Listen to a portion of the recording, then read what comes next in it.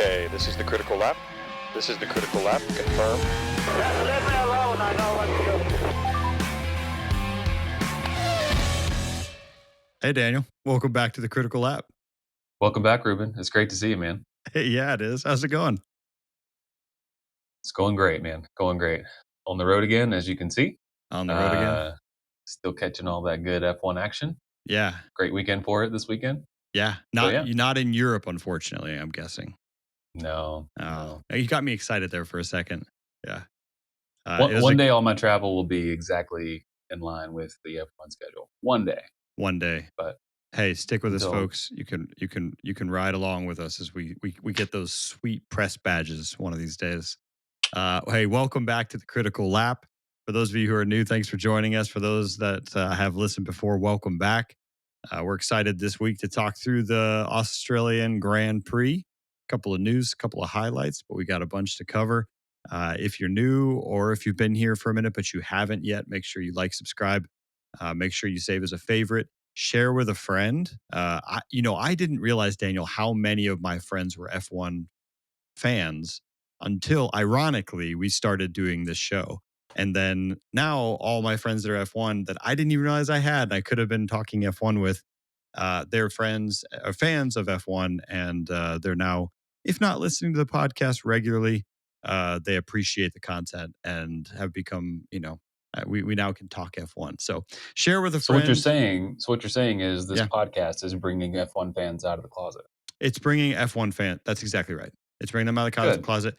It's connecting people. It's building bridges. Yeah, that's exactly right. Wow. Is there anything happening with like the hand gesture, like with you when you do is there anything like that? Are there any synergies happening? Like I don't usually do that with my F1 friends, but like you could. You could. Okay. No, not yet. I do think we need like a way to acknowledge F1 fans in the wild, right? Like when you're out in public and you see somebody with the Ferrari hat or maybe a nice Alpine t-shirt. Is anybody wearing an Alpine t-shirt? Somebody with a nice Alpine t-shirt, and you just look over at them at the grocery store. You know what I mean? You don't want to stop and have a conversation, but we need some way to kind of like a little call, like a bird call that they know. Yeah, because if you just make eye contact and you like nod, they might be like, "What? Yeah. Am I in your way? Do Right. you need the bananas?" Yep. What's going on? If it's a Sunday here in the U.S., you don't know if they've watched the race yet or not. So we've already covered that. You don't want to just be like, "Hey, right, Piastri with the win." So we need like a little. Maybe is it just something simple like when you see an F1 fan in the grocery store, you just kind of go, "Meow," and then they like look around and see you. Yeah. Okay. Yeah. Officially going forward, we just meow at each other. We just we just meow. That's it. And if you're talented, meow in your favorite engine configuration. Oh, I see. Yeah. I see. So if you like the V6, so you could just be like the V8, just the We've all really seen that backfire. meme, right? We could make and lose a lot of F1 friends all in the same day. We got a lot to talk about. Hey, I have some exciting F1 news. First of all, I've got this sweet F1 McLaren shirt, courtesy of my wife. It is a Hawaiian shirt Friday content. I actually wore it the other day amongst Red Bull fans. They were very cool, very down to earth about it, so it was okay. And then also for Father's Day, my reserve drivers and my wife gave me another great, excellent Lego. I got the Red Bull. I'm going to pretend this is the RB23 because times have been tough. And and that color scheme isn't exactly Red Bull. Well, it's not coming through well on the camera. It is very much. I just feel like there's a lot of yellow on it, right? Like the blue notwithstanding, there's just a little bit more yellow on it than on the normal color scheme, right? But it's a beautiful car. It's funny, my wife, she would be the first to admit she is not a huge F1 fan. She is indulgent of my fandom, but she's a big enough fan to know that maybe she didn't get the car that I wanted, right? She kind of advised the boys which one to get, and they picked out the Red Bull. She's like, if you don't want the Red Bull, you can change it up. And I was like, you know what? All the jokes aside, I still think the Red Bull has one of the best liveries. It's a solid looking livery. It's been a solid car for the last 5 years. Yeah, They've what's fallen on not to hard like, times. Yeah. Yeah. Like they have, we've talked about it before on the pod. They have the right navy in their color scheme, right? They do. It's the like right. the almost black. It's Yep. actually navy. And a lot of cars are basically two colors. It's like black and green, black and orange, right? Blue and pink. Red Bull went for it. Navy, yellow, red, orange, the whole 9 yards. But the part I wanted to call your attention to, Daniel, is for those of you who have not yet bought a Lego F1 car, you should go out and get it. It's a really great race activity. If you get another Canada Grand Prix where there's like 40 laps of nothing, break out a Lego set, $25, you can build a nice little Lego set. Yep. Click. If you're not familiar with it, they give you a driver with a helmet, and they give you like a little wrench if you want him to be a mechanic instead. And they give you some hair, at least in the one I got, to put on your driver, your little figurine, if you don't want him to have the helmet, presumably to look like a driver. And I just want to call attention to the hair they gave me for this particular Lego set driver. For those of you who can't see, it is like a beautiful blonde flow. That is some flow.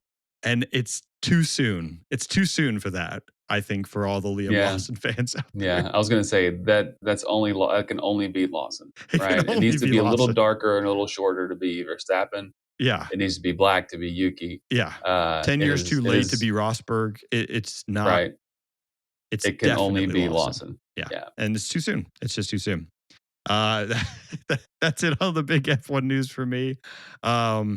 Yeah. So which one do you think you'll get next? I mean, presumably we're collecting all 10, right? At this point? I've never been to collect all 10, but I think for these I might make an exception. I love a good Williams. I'm a sucker for a Williams. Same. Maybe again, bad timing on that today, but I was about to say, spoiler alert, even though this weekend is not the weekend to be a Williams fan. I do love whenever my heart goes out to all of you. Yeah. Those like Reddit posts where somebody will be like, oh, I just got the new Williams, Lego car. And they'll already have the back end broken and it like smashed against a wall or something. That's just brilliant. So I think on this one, you have to light the back end on fire. I mean, I think the car spends more time up on its little skate, getting retired and pushed back into the garage than it does actually. We got to talk about this. All right, let's get into it. Let's get into the Austrian Grand Prix. Did you have any news before we jump in to the Austrian Grand Prix? A little bit. I mean, we should probably talk about how the Red Bull Ring is now on the calendar until 2041. So it's gotten up there with Miami. Yeah. I'm not sure of any other circuits or locations, race locations, tracks or street circuits or otherwise that have been announced to be confirmed for that long. But we know Miami is on that long. We know now Red Bull Ring is on that long. And it's a great, I'll take it's a great track to have. I mean, maybe I'm just speaking from this race and last year's race, but I'll take it. That's a good track. Although, agreed, 100%. Is this just the old millennial in me that I hear like 2041 and it just sounds like a sci-fi future movie? Like 2041. That's like 100 years from now. It is not. Yeah. 2041 is like 40 years from now, right? Yeah. That's like 40. That's 4 decades from today. Right? Yeah, exactly. Yeah. Will we even be alive? Less than 2 for that. 2041. That sounds good. It's a great race circuit to keep on the tracks or keep on the schedule rather. We probably should talk through all those schedule changes for next year. They made a couple of schedule changes. I think mostly just to align some of the tracks to be closer together geographically to make for easier travel. But a little bit to cover there. All right, well, let's jump into the Austria Grand Prix 2025. This is your chance to tune out if you've not yet seen it. And if you haven't seen it, this is a proper spoiler alert. You need to go check out, go watch it because it was a great race from start to finish. Yeah, no holds barred on this episode, but definitely if you're hearing it until this point. Yeah. Press pause. It's a good one to watch. It's a good Yeah. one to enjoy. It's actually a pretty quick one, I would say. It's Yeah. 70 laps, and the average lap time is like a minute 6 or something like that. It's quick. So It's quick. yeah, A it's a quick lot of one. lapping. A lot of people getting lapped in this one. I did actually, by the way, there was a moment where they said he might catch another back marker in another few minutes, and he was catching the 8th place Bortoletto at the moment. I was like, wow, when you're in the top 10 and you're a back marker, that Yeah. tells you how fast of a circuit it is. Okay, Mhm. yeah, tune out now and go watch the race. Otherwise, you'll find out that the winner of the Austrian Grand Prix was Lando Norris. He was a pole sitter. He got pole position, converted it to a win, uh, beat out his teammate Oscar Piastri, and he beat him the whole time. He fought him the whole time and won. But man, from the get go, a tight race. Oscar Piastri started third, immediately passed Leclerc, I think in the first Mhm. 2 turns, Mhm. and then looked like he was going to make a move on Norris. But otherwise, top 3 remain the same. They started Lando Norris, Charles Leclerc, Oscar Piastri. Piastri made the pass, and they finished 1, 2, 3, or 1, 2 with Charles Leclerc in third. So a great race. I kept ticking up. I think it was 20 laps. 20 laps with Oscar Piastri in DRS range of Norris, lap after lap after lap. Fantastic. Yeah, the comment I would use for Norris's performance is that he won fair and square. There Yeah. was no shenanigans. It was very much dominance from the beginning. Definitely had his spot or position challenged a good bit. But Piastri didn't really do didn't have the perfection needed to like really stay with him. Cause yeah, he was in DRS range for a lot of the time, but he didn't quite do it, right? He Yeah. tried several times and Norris was able to defend himself pretty Yeah. well. So And hats off aside to from the Norris moment here. where And he locked up a little, trying to make a move on the inside to turn 4, can't remember the turn. Aside from that, yeah, 3 or 4, right? almost pulled a Norris from last week. Could have ended up rear-ending his teammate. Aside from that, it was clean racing. So if you want to go watch a really good battle where, like you said, it was kind of fair and square. There were moments where when they started catching the back markers and they started doing blue flags, which for those of you who are relatively new to F1, they will flash a blue flag, wave a blue flag if the person coming up behind you is the leader and you're getting lapped and you need to get out of the way. Depending on when you hit those back markers, as they call them, it can slow you down a little bit if they're in the turns and things like that. You can't pass quickly. Or in the race we saw today, if the back markers are fighting with each other for 13th place and you come up on that battle, a lot of times they don't get out of the way. So there were times when Lando Norris got held up and it looked like Oscar Piastri was going to benefit. And then there were times when Oscar Piastri got held up. So yeah, it felt like fair and square racing, and then fair and square in terms of, they both kind of had their setbacks, had some slowdowns, still pulled it off.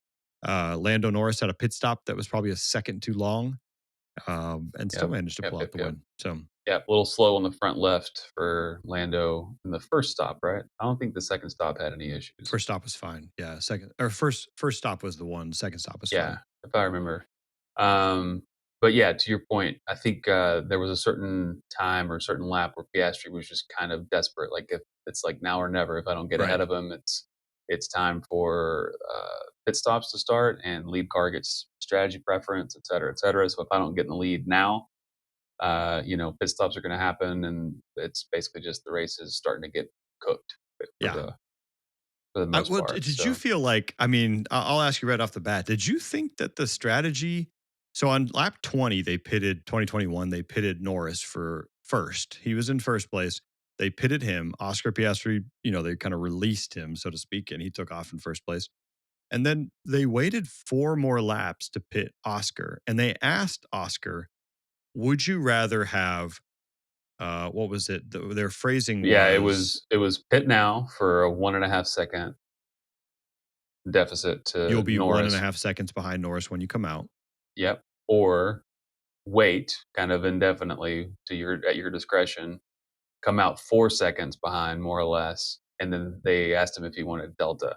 which I think in this case having Delta was just tire age just by better, laps, younger tires. younger And he tires. immediately said 4 seconds delta. So he Yep. wanted a bigger gap, but with better tires.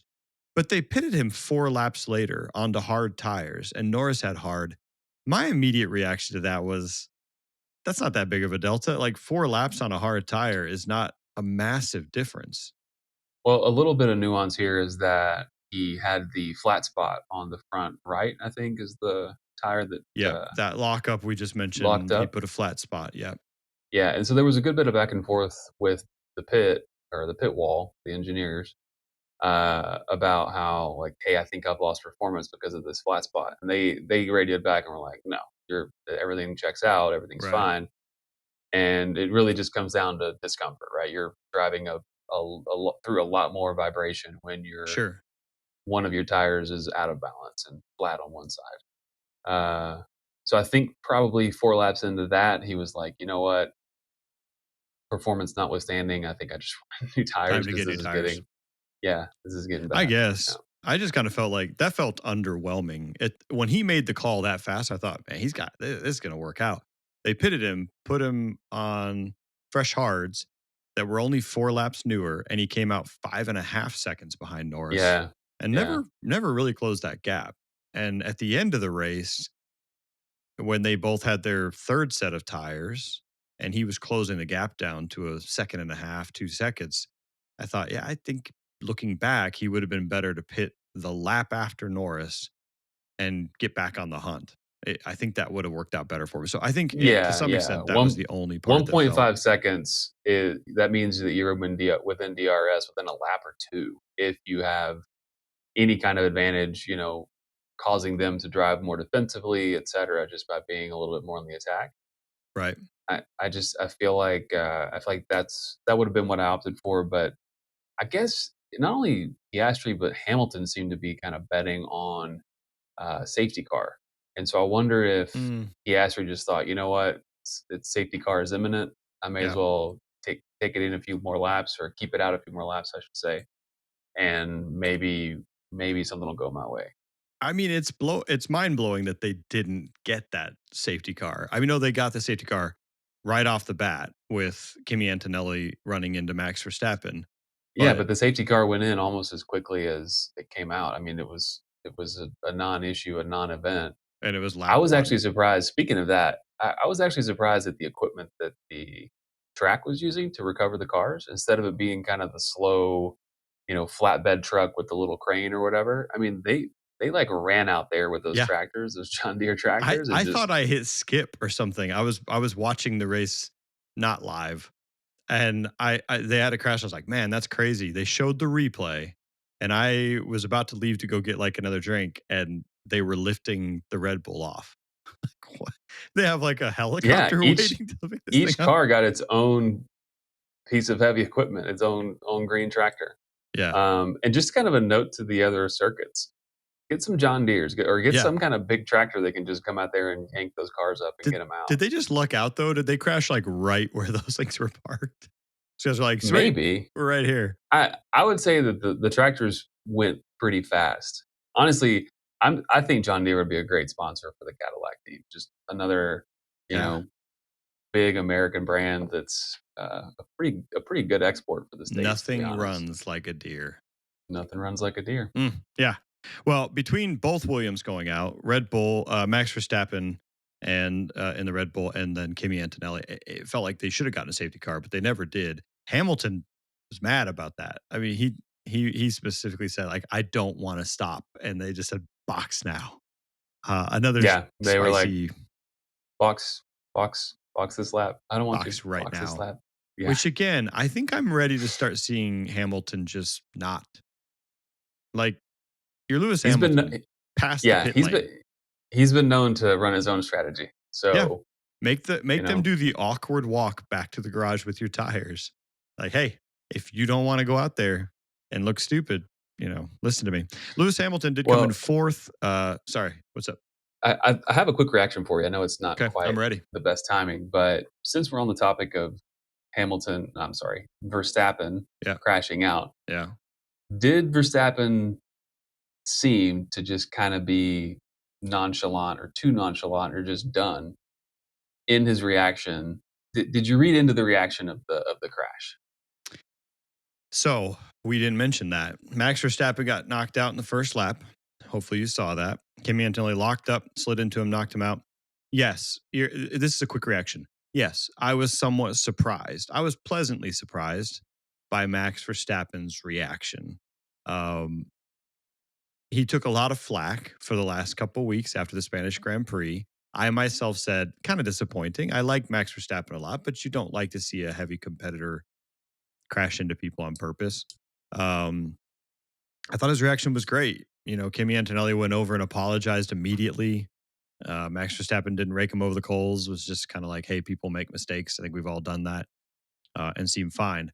But I think what you were asking, I agree. I was surprised that he just seemed like, well, you know, race over. Yeah, I would say if I read into it, assume the worst or the best, depending on what side of the fence you're on. Yeah. It seems like Max is he's ready for the next thing. He's ready to move on, whether it's another team or Ready another to race for series. Mercedes.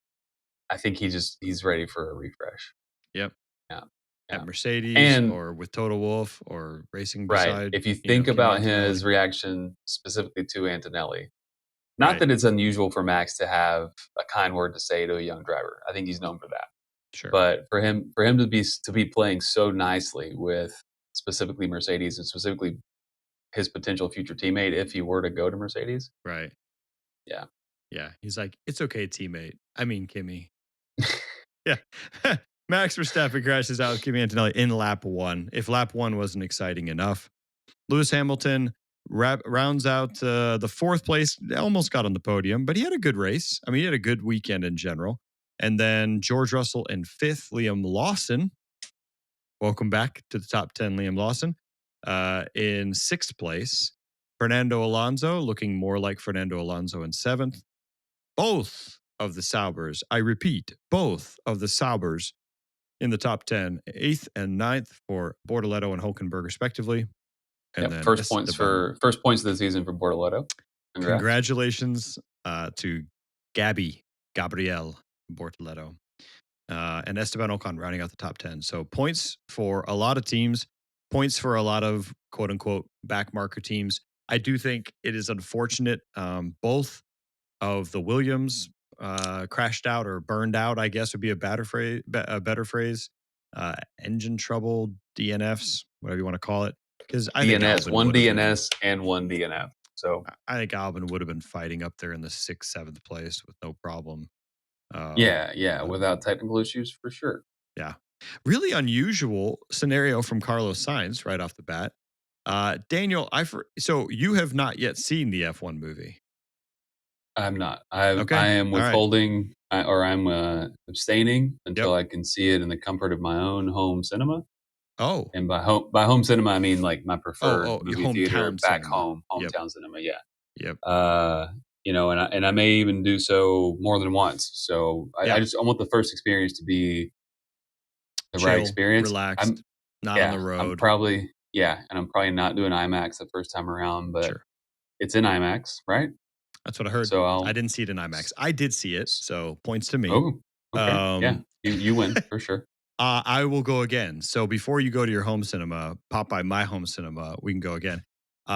So I won't give you a lot of spoilers. I won't give you any spoilers, really. I will say I really enjoyed that movie. I think, like every single movie, there's always plenty of things to point at and be like, that seems kind of cheesy and Hollywoodish. But I don't think you can make a much more fun, like, F1 movie. There is one thing in there, though, somewhat of like it is a plot point. It is not a big plot point. One of the ways that the wily, experienced Brad Pitt shows off his like wiliness right off the bat is he's at the back of the grid and he fakes not being able to get the car going, right? So everybody's like, oh, this is so embarrassing. They brought this old man back and he doesn't know how to start the car. And all the cars take off their formation lap, which, by the way, point number 1 for the F1 movie, they explained formation laps. So a chance for the drivers to warm up their tires and all that. and it looked like he had a problem. And then he takes off, and like now he's got to hurry because if he doesn't get around in time, he gets around just in time, and of course then they play it up. What a brilliant move! His tires are hot, and now he's ready to go. I thought Carlos Sainz saw the movie and was pulling the same thing, because one of the hot takes I had for you was, when you see this movie, I was going to say, what do you think would be the most infuriating question to ask a real F1 driver about the movie? You know what I mean? Like, hey, did you see any strategies in the F1 movie that you might bring to the grid? And like, just see them, just shake their head. But I saw Carlos Sainz, it looked exactly the same. He just sat there for a long time and then took off and was fine. Caught back up to the Well, grid. and I I thought he think had done it. had the stewards, or the whatever you call the tracks, I think they're called stewards. Had the stewards not touched his car, I think that he could have just stayed in it and not have to go to a pit lane start. Yeah. Or maybe he didn't intend for them to touch it. Maybe that was his plan. But spoiler alert for the race today, Carlos Sainz way overheated whatever he was heating up on his car on that Yeah. formation lap. Well, and they said that too. His car was kind of trying to go. They're like, that doesn't seem, like some type of an engine problem. So I think his brakes were locking up. And then I had a seized brake caliper recently, and it was very similar, except mine didn't light on fire. Luckily, I only drove it 3 miles, got out, and then I could smell the heat of the rotor. So that was a fun repair. But Carlos Sainz burns up both of his rear brakes. No idea what Alexander Albon's problem was, but they just called him into the pit with like an immediate mechanical issue retirement, mandatory retirement, pull into the shop. So yeah, game over bad, for them. Bad day for Williams. Bad day for Williams. Great day for Sauber. So I guess where one middle team, back of the pack team fails, another one succeeds. So great race for them. Trying to think of, I had some kind of a list of losers and winners, but I do want to go back to the winners, McLaren and all the fans, because McLaren gave us a really fun race to watch. If the rest of the season is just Mercedes, Ferrari, and Team Verstappen duking it out for second, third, fourth, and the 2 McLaren drivers duking it out for Drivers' Championship, that'd be a fun season if it was like this. 100% agree. And honestly, I'm pulling for Team McLaren in general. I think Norris has done the most building up of the efforts to get closer and closer. So I think, I would hate to say this officially or on the record, but today, knee-jerk opinion, Norris deserves the Drivers' Championship more. It seems like he's been kind of working for it a little bit longer. Now, I'd be happy for Piastri to win. I'm happy that McLaren is having a second good year as a constructor. But I have to say, I'm really happy, just in general, I'm really happy that Norris won today, because it sort of keeps that Drivers' Championship fight a little more interesting, right? Like, Piastri wins today, Norris ends up second, third, I don't know, fifth. Bad news for the championship, I think, and the competitiveness in the championship, because then it's just like, oh, he's taken another big leap away from the rest of the pack. So really happy to see the competition maintaining between those 2 drivers. For sure. And I think a year ago, almost exactly a year ago, we were all kind of awkwardly shaking our heads as McLaren had the awkward, come on, Lando, do the right thing. Yeah. Mom and dad are proud of you. We know you'll do the right thing. Please, bro. Please just get this. Please, remember what we talked about this morning. that really awkward series of conversations. And all of us were like, come on, McLaren, like you need to take control of the strategy and stop like just letting your drivers awkwardly work this out. Today they were on it. I mean, there was one moment where they kind of told Oscar, like, don't do that again, where he locked up going into that turn. That was probably the only moment where I thought, you don't need to say that. I think he got it. They crashed out last week. I don't think he wanted to lock up. He got a flat spot, probably ruined any chance of staying super close to Norris.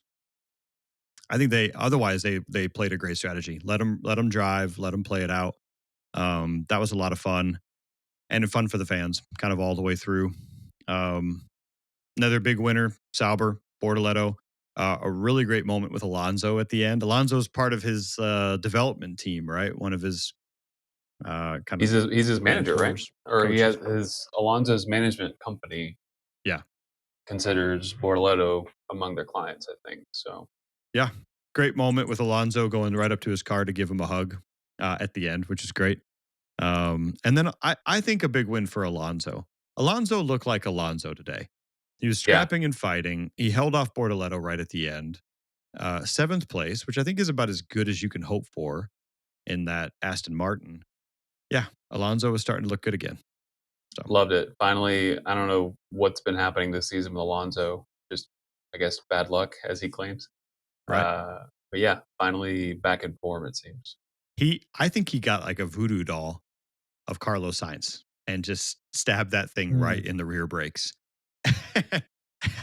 So now Alonso's fine, and Sainz is just poor guy can't get off the blocks. So big Maybe he snuck into his house at night and like put another appendix in his torso somewhere. Sainz, you Like got to get that out of you got to get that out, man. get that appendix out, buddy. Chop that way. Chop that way. Those were my big winners. Big losers we already covered. Poor Williams. Double DNF. It just feels like the last couple races have been slow and a bad outcome for Williams. Verstappen and Antonelli. Kind of a bummer. It's always fun to see Verstappen scrapping around at 6th, 7th place and fighting his way back up to the front. He's such a Right? great driver, and it's been a few years since we've seen him back in that, and 5th to 10th place. I feel like Verstappen in 5th to 10th place is a blast. It's just a bunch of overtakes, some really great driving. On the plus side, he'll drop, I think, 2 of his penalty points after this weekend. So he didn't pick up any more penalty points, which is great. Um, I actually put on here a little bit of a loser with Piastri in the sense that I think he could have played it even. We could have had lap after lap battle for the whole race, except for that 4 seconds with the Delta. And then probably the biggest loser of the weekend, the fans watching the cool down room because nobody was in there but Piastri. Yeah, he was there all by himself I'm like, until like basically a minute. They came in a minute, and the next thing you know, they're playing the national anthems. yeah. Also, Although I also don't one thing think, that I've learned.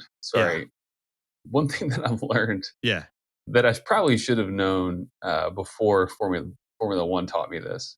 okay, But "My Country, 'Tis of Thee," yeah, the song, that is to the tune of the British hmm national hmm anthem, yeah. which I think is God called save the "God Queen. Save the Queen." Or I Yeah, don't know if they change it, but like, you gotta love the American spirit that was like, what you call that song? God save the Queen. We ain't got no queen. God's, my is country, my tis country, of thee. my country. That's right. Yeah. Yeah. We just borrowed that song real quick. Anyway, so every time a British driver wins and they Yep. play his national anthem, I'm like, "Sweet My land country of liberty." of thee I sing. Yeah. Yep. We just borrowed that one. But before we leave the cool down room, I will say I love Charles Leclerc. I think he's a great driver. I want only the best for him. He's not in my top 5 cool down room personalities. No, He seems like a no. hard guy to kind of get laughing about Well, yeah, things. he's very like he's a sweetheart. He's very tender. So Yeah. I don't know if he gets into like the razzing. I don't think Yeah. he's giving anybody a Yeah. dry shampoo. No. He's not doing any of that. He's No. just a sweetheart, and Like so he somebody cuts doesn't. someone off and they're watching it. He just goes, "Ooh." You're like, Yeah. "Oh, I need a little more, man. I need like Uh huh. Uh Mario huh. Kart." Yeah. Yeah, that kind of a joke.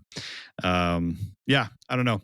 What else? Anything else? Big winners, big Well, losers I from think a Austin? big loser this weekend was Mercedes. Mm, They're in a really tight battle with Ferrari for number 2 in the Drivers' Championship.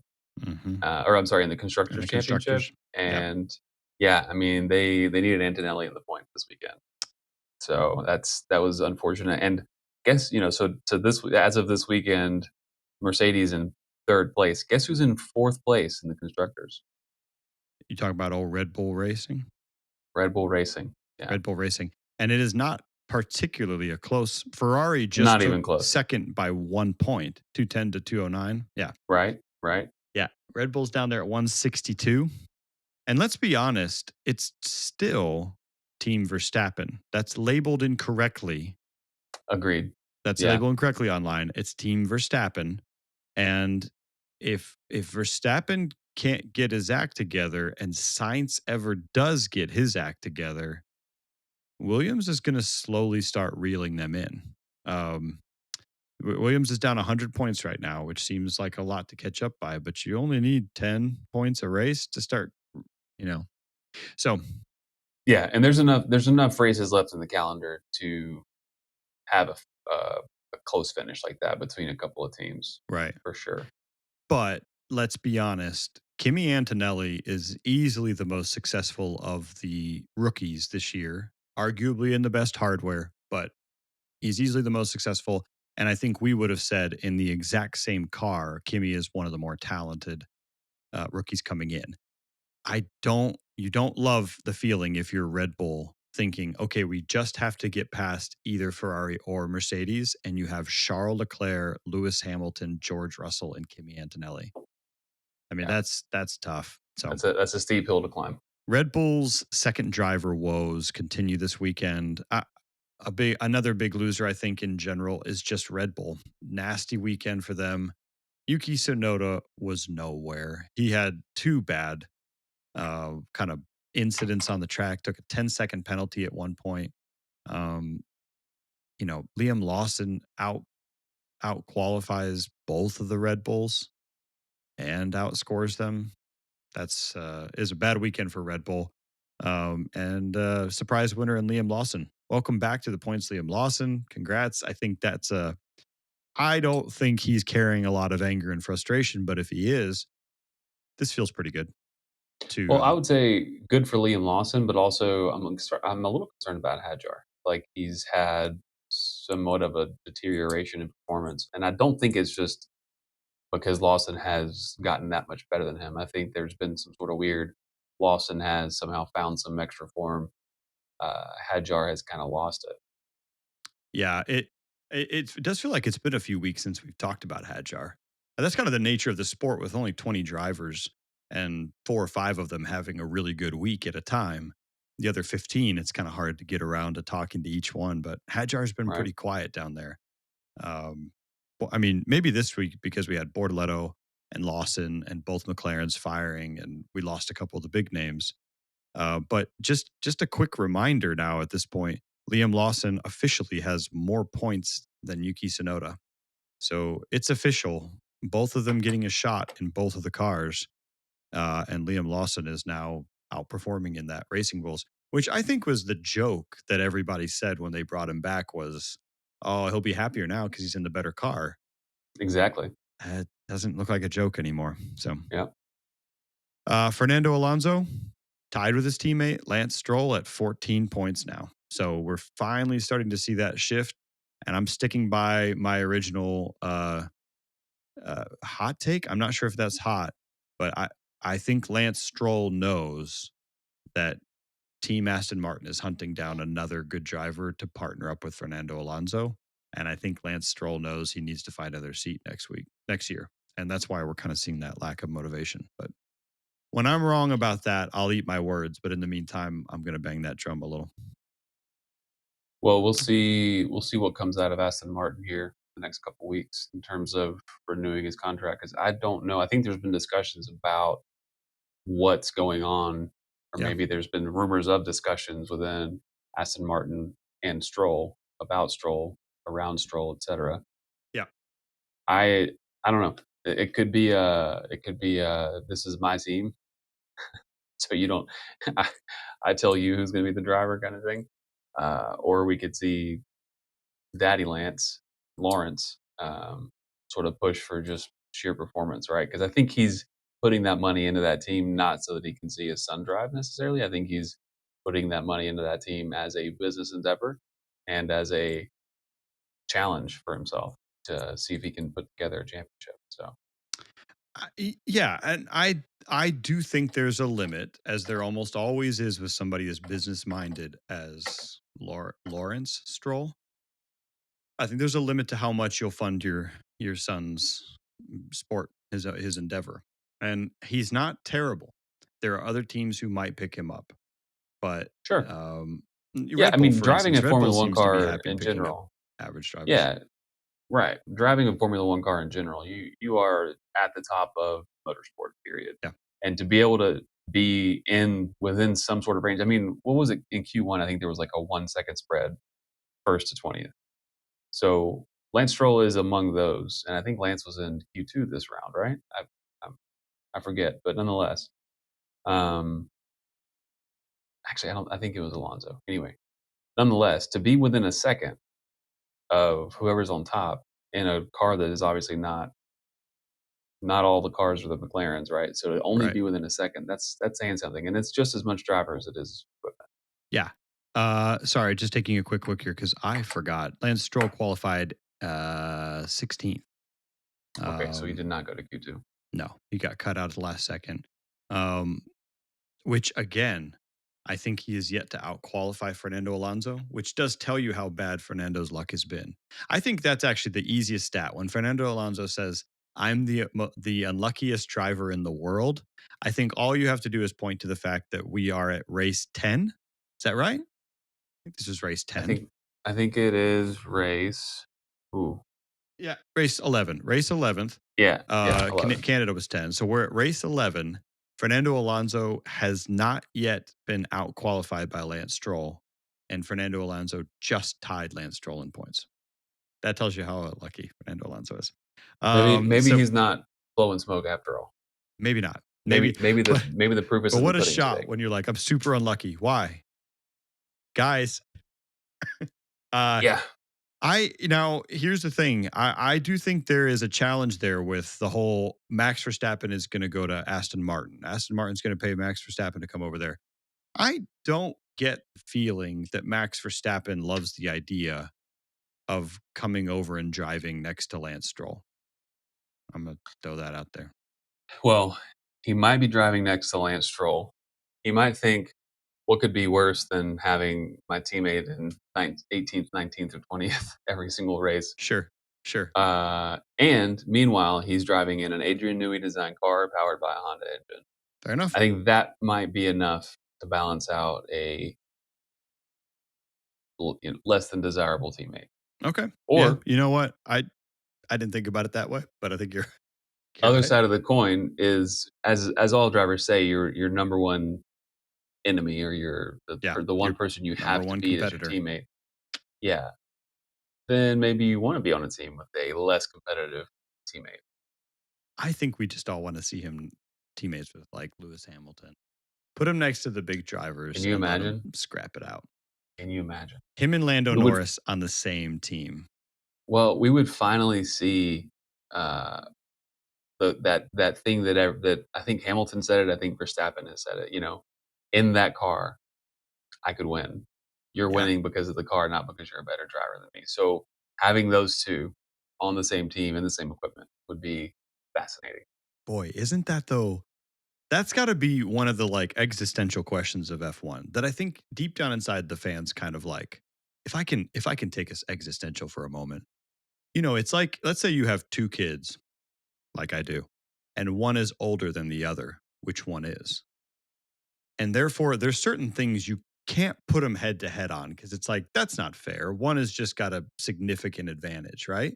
So you don't do those things. You're like, come on, guys, let's play a different kind of game. Let's do something because otherwise it's just like the younger one is just get stepped on all the time. And you don't want to see that. You don't want to see them just kind of like, I can never win.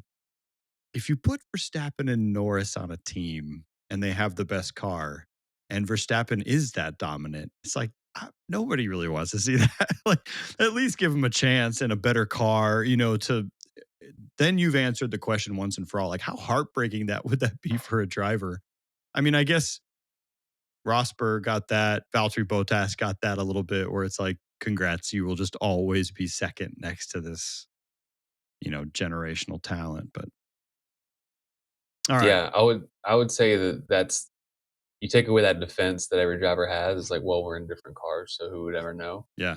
And yeah, facing that reality sort of like losing that crutch Yeah. would be something to be seen. Like opening the gate between the two dogs that are barking. And I didn't really want to see myself exposed that badly in a car next to Verstappen. All right. Well, on that note, it was a great race, a lot of fun. Had a lot of fun watching it. I think it was so much easier for some reason this year to see the elevation change and a lot of how sweeping this track is, how many kind of dynamic corners there are. I don't know why I hadn't noticed it before, but it was a lot of fun this time, all but the cool down room. But we are on to some quick reactions, and you already got me with one. So Daniel, I've got one for you. It's story time. Ooh. Okay. You wake up with the Austrian Alps outside your window. I'm going to You close my eyes. This is a good visualization. you feel strong and rich, and you feel hungry for eggs on pumpernickel bread.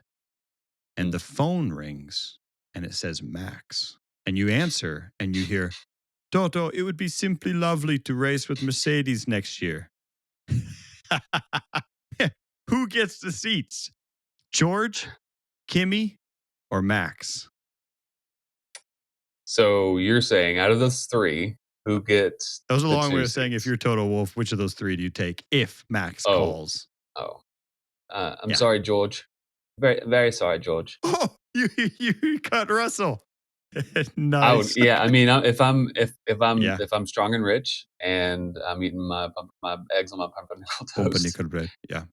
pumpernickel. Pumpernickel toast. Yeah. Crunchy I with mean, a crunch. that is 10 out of 10 times I make that decision because I've already bet really big on Kimi Antonelli. I mean, we did that whole WhatsApp commercial together, right? Yep. Now it's I like saw it. George, you've had your chance, and that's not Toto's voice. That's just someone. It's Listen, just we all have to a friend try. of There's no George. judgment here. If you can't do an accent among friends, what's the point? Among friends, of course, of course.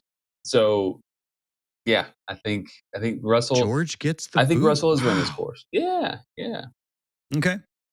I see that logic. I don't think you can put George and Verstappen together.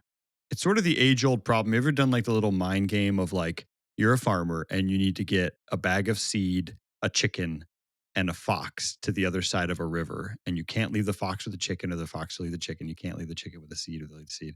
And like, how do you get them across? You can't get them across and leave George and Max together. That won't fly, right? Like it's too big Uh-huh. a personalities. At least if you bring in Max and keep Kimi, there's at least a little bit of rookie veteran mindset where you can be like, hey, look, Kimi, I don't think you can compete with him. And even if you can, we're probably going to team orders for Max. Well, But I'm I would not say sure. you've bet big on Kimi Antonelli. You want him to be your next Hamilton, I think right? Kimi's got to stay.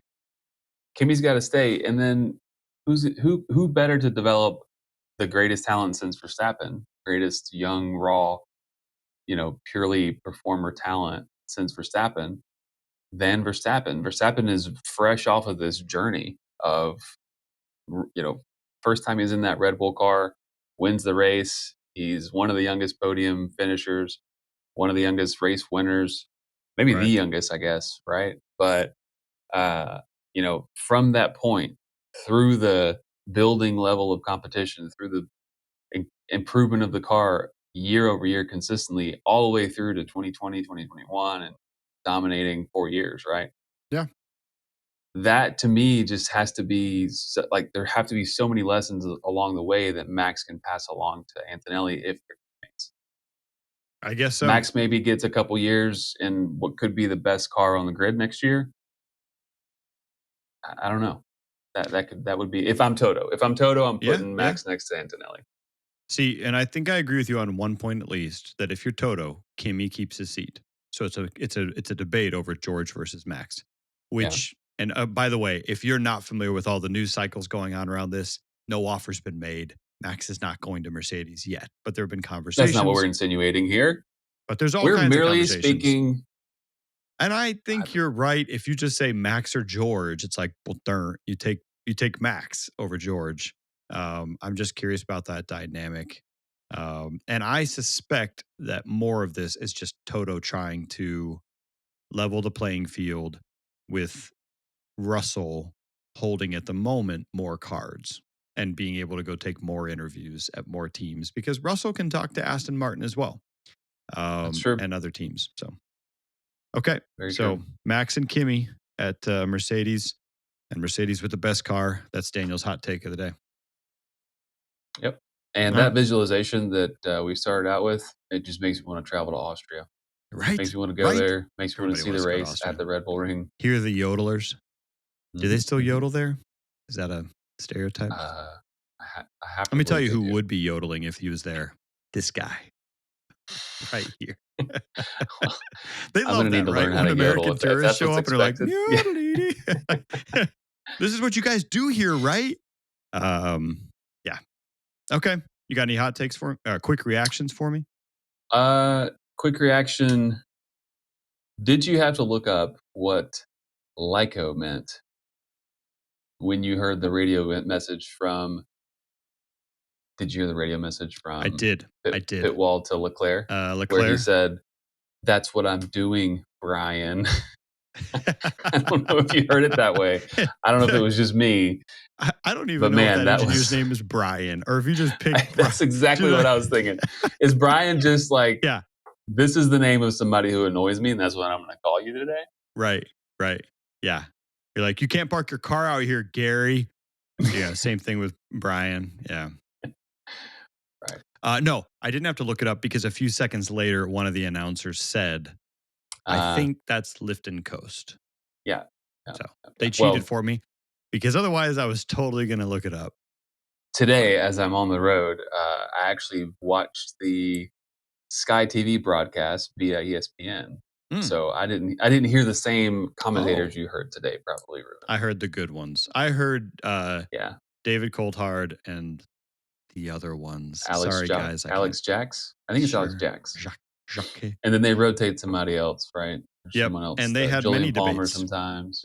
My favorite part was when there would be kind of a little moment in the pit lane that might be someone like unsafe release or something, but it wasn't that big of a deal. And they were like, "Oh, he almost drove into me." And then like as one, they all just were like, "No, that's nothing. Stop." It's like, yeah, thank you. Nobody cares about that. No, I didn't have to look up LICO, but they did cheat and tell me what it meant. All right. It took me a minute. I had to think through. I had to think through it hard. And I didn't hear the explanation, but I was like, "Oh, I think I know what that is." Anyway, LICO. But you figured it out without looking it up. Yeah. That's why I'm the newbie. That's why I'm the bandwagoneer, and Daniel's the old head. Okay. I got another one for you. How much, or do you hate the new F1 website? Oh, okay. It's horrible. I didn't realize that there was a new website. I just thought that I was seeing it in a different format. Oh. Like I thought that instead of seeing it on my desktop, I looked it up. Well, I looked it up on my iPad I have been most recently, instead of at my home computer. So I was just chalking that up to it being the mobile format. Optimized. But I was like, yeah, this is horrible and this does not work. So that's what's going on. The whole thing's new. I did that thing where it's like you walk into somebody's office, but they moved. So you walk in and all the furniture, you're like, oh shoot, sorry, I thought I was in the wrong. I went to the website. I was like, wait, hold on. This is some kind of a weird news. Oh, it's F1 75. Yeah, I don't listen. All right. So we both hate it. My last quick reaction for you. Hit me. And we should do as many as you want. But the last one I've got here. Yeah. Should Davide Valsecchi do every single post-race interview for the rest of the season? Yes, but he should be the one getting interviewed. He didn't ask any questions. He would just be like, Leclerc, you had a great race, but you at the one moment must have been very frustrated. How could you not be frustrated with this? Like, dude, let him answer the question. Yeah. And I think the drivers being interviewed, they were forced to have like a very jovial response about everything, because he was just bringing this energy that they couldn't resist it. They couldn't bounce it back. Right. And was probably just cracking them up, you know? Yep. Cracking me up for sure. Just all the enthusiasm and all the, yeah. you know. Yeah. So Lindsay, she's in the kitchen, just like in the same room doing something, and I'm watching. And out of the blue, Davide Valsecchi came on and was just like, he is turning a Dakar around beautifully. And she just started laughing. It was like, is that real? Yes. This is when somebody says somebody needs to record the perfect heavy Italian accent. That's who they call to record it. It's beautiful. Yeah, no, Exactly. he's such great energy. I saw him at least twice. Same thing. Let's go to Davide Valsecchi down on the track, and he starts talking about something detailed. Forgets what he's saying. He just starts saying, "And here they come!" And he turns around. He's like, "It's a Leclerc. Go Leclerc! Here comes Georgia Russell." And just calling out the cars like, "We can see Davide. We can see, man." Maybe, I mean, in addition to that, he was a Formula 2 driver. He's actually been in a car to some degree. I respect him and appreciate him for that. But I really appreciate him because I also think he's a huge fan, and so he's just happy to be there. Yes. He's just giddy to be that close to the action and be able to put a microphone in someone's face. Yeah. So I appreciate that about him. He could do the whole thing for all of He could do the whole thing. I think he and what was the guy that came in last week back in Spanish Grand Prix? That doesn't matter. What's that guy's Terry name? Crews? Pex. Pex. The guy that can make his Terry. pecs jump. Yeah, Terry Crews. Terry Crews, thank you. I think Davide Valsecchi and Terry Crews should do all the post-race interviews. Just one If anyone's super listening, excited and the other forgetting the listening. names. Wow. All right. Well, I think that's it. I don't have any other quick reactions for you. So I think it's probably time to end. That is the end of the Austrian Grand Prix. Can't wait until the next one next year. But in the meantime, on America's birthday weekend, July 4th through the 6th, we've got Silverstone. We are in Silverstone, the birthplace of Formula One. And I suspect they'll do some fancy shenanigans given that it's that was where the first race was, right? year. Wow, 75th I believe. years. Maybe Brands Hatch was the first home of a Formula One race. See, I'm too new to this. Like you were there, but I missed it. Yeah, I was there in 1950. Yeah, that was me. Yeah, back in 50. Well, that'll be Silverstone Grand Prix. That's this coming week, so we don't have to take any more breaks. We'll get a couple break after that. Then we'll have Belgium, and then we get our Hungary, and then the summer break. So, yeah, get your Formula One in while you get a chance. And until next time, don't forget to share with a friend. Do us a favor, leave a comment. Love seeing the comments, some feedback, some perspective, some response to Daniel's comment that Norris at the moment is better than Piastri and doing more than Piastri. And thanks as always to the legendary producer on the pit wall, Chris P. Thank you, Chris. And we'll see you next time. Next time.